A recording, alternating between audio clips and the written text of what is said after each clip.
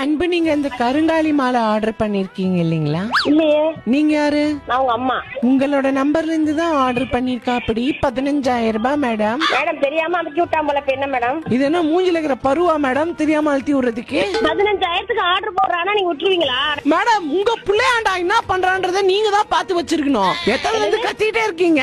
நீங்க தானே இப்ப பேசுறீங்க, என்னமோ மிரட்டி பேசுற மாதிரி பேசுறீங்க. மேடம், எந்த கரகர தொண்டை, நான் அப்படிதான் பேசுவேன். தொண்டையா? ஆமா, நான் நார்மலா பேசுறதே அப்படிதான் இருக்கும். என் வீட்டுக்காரட்டே நான் அப்படிதான் பேசுவேன். குரல உழைச்சு பேசல, நீங்க அங்க பேசுறீங்க. 15,000க்கு ஆர்டர் போட்டு வாங்க முடியாது மேடம். நான் ரொமான்டிக்காவே இப்படிதான் மேடம் பேசுவேன். என் பையன் 100 ரூபா கொடுக்க மாட்டேன். 15,000 போட்டிருக்கான் அவன். இன்னைக்கு சும்மா போட மாட்டேன். வரட்டப்பா. எங்க ஒர்க் பண்றீங்க? நான் பஞ்சாயத்து ஆபீஸ்ல ஒர்க் பண்ணிட்டு இருக்கேன். பஞ்சாயத்து ஆபீஸ்ல நீங்க ஒர்க் பண்றீங்கல்ல? 4 மணிக்கு என்ன பஞ்சாயத்து வர போகுதுன்னு 2 மணிக்கே தெரியுமா? என்ன பேசுறீங்க எனக்கு புரியல. அதே மாதிரிதான் என்ன பேசுறீங்க நீங்க? உங்க புள்ள வந்து ஆன்லைன்ல ஆர்டர் பண்ணான்றது எனக்கு எப்படி தெரியும்? நீங்க சொல்றதெல்லாம் ஏத்துக்கலாம். இந்த மாதிரி நிறைய பேர் பிராட் வேலை நிறைய பாப்பாங்க. பிராட் வேலையா மேடம்? போட்டு நீங்க தான் போட்டிருக்கீங்கன்னு சொல்லி வாங்குறது. இதுக்கெல்லாம் ஏமாத்து கிராமத்து மக்கள் நாங்க கிடையாது.